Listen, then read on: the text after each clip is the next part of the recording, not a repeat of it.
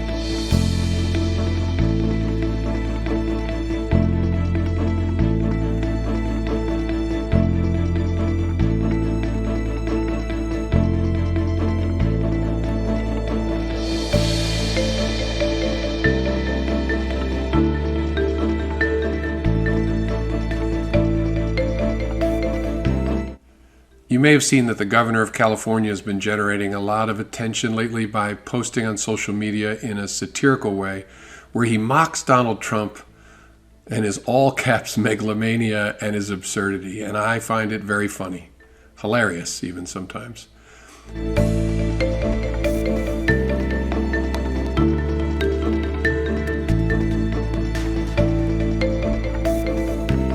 But I gotta be honest, it also leaves me with a strange feeling at times because I don't want us to become like Trump and his followers. There are far more decent, honest, kind people in America than there are mean jerks. And don't get me wrong, we have our jerks, millions of them, you may have noticed. In particular, there's a stunning coarseness and ugliness in the Republican Party today.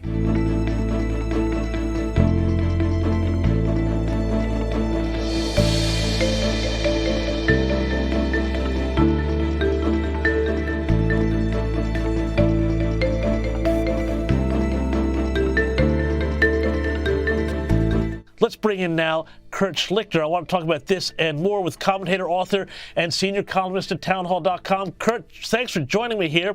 I just mentioned the revelation about Adam Schiff, but it also appears former FBI Director James Comey may have also had his own special conduit to the Times. Tell us about this. Oh, yeah, look, all these guys were leaking. All these guys were scamming. All these guys were conspiring. Comey came off as, Dudley Do-Right, Mr. Straight Edge, FBI, American hero, and he was just a lying scumbag. It was disgraceful. He was using cutouts to send information over to the New York Times to try and undermine the result of the 2016 election. These guys didn't think the American people should have a right to choose their own president. They thought they were smarter. They thought they were better. They thought wrong. They're going to be held accountable, and I can't wait. Well, let's talk more about this accountability here, because we're talking about mishandling classified information. Now, this is something that Donald Trump was at one point accused of doing, and people said, oh, well, this is absolutely terrible if he did this, and if, he had all those documents at Mar-a-Lago or whatever, but this would seem even worse if they were releasing classified information to the press. What sort of trouble could they potentially be in here? Well, look, there's a lot of things at play. Statute of limitations, problems of proof. But if they're within the statute of limitations of the time that they released classified material to non-cleared people, that's a big problem. Now, this was releasing classified material was a huge deal until Hillary Clinton did it. Yeah. And then it became, thanks to Jim Comey, not so much of a big deal. And then it wasn't a big deal as Adam Schiff was doing it. And it suddenly became a big deal when some of the stuff that Donald Trump took out of the White House turned out to be classified, which is exactly what happened with some of the stuff that Joe Biden took out of the White House. Now, of course, the excuse they used for not prosecuting Biden when they did prosecute Trump was that Biden was a senile human eggplant. And as a lawyer, I understand that. It's hard to convince a jury that he could form the intent to misuse classified information when he couldn't form the intent to tie his own shoes. But, you know, it just goes to say that right now in the United States, there's really a two-tier justice system where, you know, laws are intermittently applied. They're applied only to your enemy, never to your friends. And I think James Comey, Brennan, Clapper, and some of these other folks may find out, particularly if the federal prosecutors are clever about how they charge and where they charge, because venue is hugely important. A case is you're talking about Florida versus Washington here. Government in D.C. that is in Florida. Yeah. They may find themselves on the wrong side of the bar.